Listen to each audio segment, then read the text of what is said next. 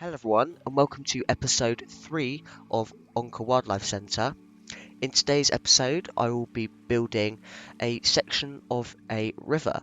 I won't tell too much about the species, but you've probably seen it in the thumbnail.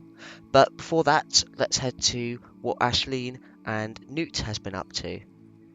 After the armadillos have been established as the first habitat in Onca Wildlife Centre, Ashlynn found an email found by a charity where a pair of giant otters have been saved from an overfished part of the river where their pups have sadly passed away due to a insufficient amount of fish. Since then, they have been living in a backstage area away in the charity, which is across the Latin America peninsula, and they have been living in a lovely life somewhere else, but sadly they have run out of space, so Ashlynn has offered to build a habitat for them. You might have got a sneak peek from last episode where when I put the capybara in, the giant otter was already in the Animal World Trade Centre, and it's been quite important that Ashlynn protects this species as they are the most endangered species in South America when it comes to not necessarily mammal wise, but just in general they are very endangered, and she hopes to soft release the offspring of the two giant otters back into the wild. Newt Austin, our researcher at the facility, has received an email about a possible investment deal. This is very intriguing to him, so he asks Ashlynn about the proposal. She hopes to invest into a new building for more species of animals, and together they decide this sort of investment deal can be used to sustain a population of species found outside of Latin America. This obviously could be used for any region and any climate as it will be inside a building. But that will be in a far distant episode, so we wait till then. Away from the story now, and I hope to introduce you to our new otters. So our male otter is named Lewis and our female is named Miriam. They are obviously from a river that has been overfished, but luckily they're here in the sanctuary now, and Ashlynn hopes to rehabilitate them to hopefully kind of introduce the offspring back to the wild and try and recreate the wild habitat as much as possible, which is why we have like a muddy area on land, just a little bit of grasslands, like a marsh, and then we've got the cave inside, which is made to imitate the burrow aspect where they live in the riverbeds. And while they do make nests, sort of, I struggle to find that, so I just kind of went with the flow and made my own sort of area, and I linked this back to the armadillo enclosure, so you feel like you're going through a actual burrow. Let's say they usually use old burrows from different species, so this could be from like tortoises. I can't think of any other animals from the top of my head, but creatures like that they're very good at, and I've seen in a lot of giant otter sort of habitats that the otters actually like to dig a lot. Well, when I say dig, I mean they like to flick the mud on their faces, and it does cause a little bit of a nightmare. But anyways, luckily neither of our otters do that, except Miriam, who is a little bit of a land-dwelling otter. She's not afraid of the water, but she tends to like the mud more, and was always in her cave. When I was building, one of them decided to come in the cave, and of course that was Miriam, which was quite funny in my opinion. Whilst on the other hand, Lewis is very active. He likes to play around in the water. If you're in the underwater viewing gallery, he's the most likely to be swimming around and obviously come up to the glass much more regularly as he is a bit more of a people pleaser. Now you've met the otters and a little bit about the future episodes coming, I would also like to thank you all for the support. This series has been extremely successful so far, and thank you all for participating in the comments and just making sure you're part of this community.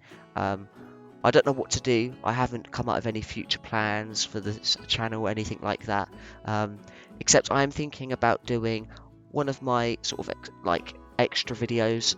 For those that have been around the channel for a little bit, I have done a little episode where I did like a timed battle speed build against one of my friends, and that was really fun, but probably without my friend this time. But I was thinking maybe doing a little bit of a themed build in maybe like a what's the thingy called when you're in that floating island?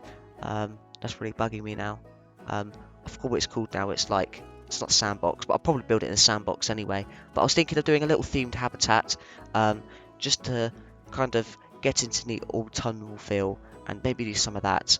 Maybe do like a season thing. I don't know. I haven't fully decided yet, but be sure to look out for that, because I'm definitely excited to start one of them up.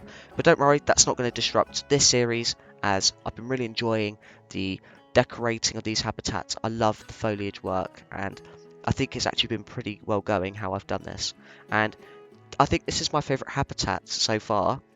The general composition of it, and the cave specifically, you'll see at the end of the video I have got a shot of the nocturnal sort of side of it, of the indoors and the outdoors at night time, and I've been really focusing on how the guests can kind of experience it during the night too, as Ashlynn obviously wants people to come all times of the day, and obviously be safe them times of the day too. I've also added a custom sign to the otter enclosure too. That's quite important to me, that I kind of keep the sort of themed signs around. So again, I'm not too sure how to add the sign to the workshop page, but I will find a way. I'd like to everyone to kind of experience the zoo like I did with my signs. But except from that, I am thinking of changing the inside sign. Currently I've got the sort of tropical green ones, but you guys probably saw, but in the armadillo one, there's like a cave theme to it. So I'm thinking of changing that and kind of starting a different feel, let's say. The only thing I haven't done in this habitat is the other side of the burrow area. You can probably see a little bit how it's a bit plain, and that's mainly because I haven't included a thing I want to do on the other side. So I want to include maybe like an exhibit area where you get some of the soil creatures and do a little bit of education about that. And maybe some education about like cave species, the importance of roots and fungus networks in the tropical rainforest. I really want people to feel like they are in the rainforest space and don't feel too disconnected from the rainforest, as they are living in the rainforest. You know, these people who come here are from there. So I want to make sure they have lots of education and they're not pushed to do hunting, overfish their lakes, and all that sorts that we don't want people doing in countries where there's high biodiversity and stuff like that. Moving on to my facts for the giant otter, which I have set up very nicely. The giant otter is actually the longest type of mustelid, which is family of weasels and I think stoats too. They're also the largest type of otter in the world, ranging from around 1.5 to 2 meters long, which is around 5 to 6 foot. So they are extremely large, about the same size as me, and they can weigh up to 75 pounds. So they eat around 9 pounds each day, which is a lot. So they are quite heavy things as well. So they're not nice things to come across, let's say. But luckily for you, they are extremely noisy, and they are called the noisiest otter. So you'll hear them from a mile away, and they do come out during the day and not the night. So you'll see them coming, you'll also hear them coming. So they're not a big scare. In fact, they're the only carnivore with a fur-covered nose. So they don't actually have like a furless nose, you could say. So they're cute as well. So I don't think they'll attack you anytime. They've also got very few natural predators, so the only things that maybe would eat it would maybe be a jaguar. A crocodile might attack one, but very rarely if there's multiple, which that's quite common. So yeah, they very rarely would get attacked by a predator. The only things keeping them from being extremely successful would be other giant otters, and of course the jaguars kind of showing their faces, and groups came and could make it quite scary for them. So they wouldn't obviously grow their offspring there, so they choose somewhere else. The jaguar doesn't eat the same food as the otter. Obviously they eat much bigger prey like tapirs, but the otter would mainly feed on food such as piranhas and maybe a couple of other small fish in the areas. But the most important part to me, and I think to the whole wildlife centre as a whole, is the fact that the giant otter is an endangered species found primarily along the Amazon River and the Pantanal Canals to be specific, and that's obviously where our two giant otters are from. We're not sure about the specific place as the charity didn't specifically say, but sadly they are very, very endangered, which is a bit sad, but they're mainly because they've been hunted due to their precious fur, you could say. Actually, in the 1960s, in Amazonian Brazil, they were thought to be as 3,000 furs per year from the giant otters exported out of the country, which is extremely, extremely sad. Specifically in Planet Zoo, we have two otter species, which is the giant otter and the Asian small-clawed otter. The giant otter is the largest of otter in the world, and the Asian small-clawed is the opposite, it's the smallest, and it's quite interesting that you can build for the largest and smallest because they are literally from opposite sides of the globe, so it's very interesting that they've added them to species and not like the river otter, which is, I think, more common than the giant otter.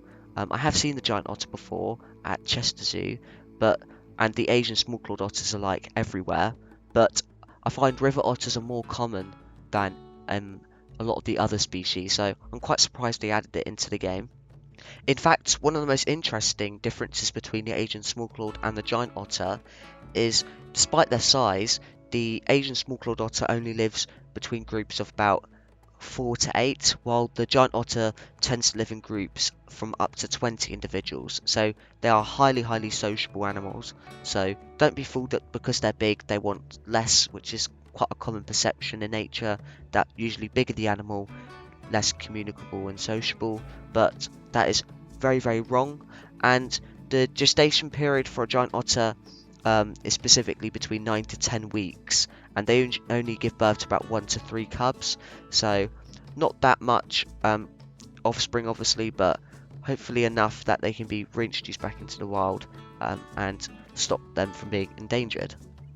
Luckily, we have Miriam and Lewis, who is hopefully going to start repopulating the environment in the future. I think I've done probably my best job at kind of creating a natural habitat. I spent a long time researching giant otter habitats.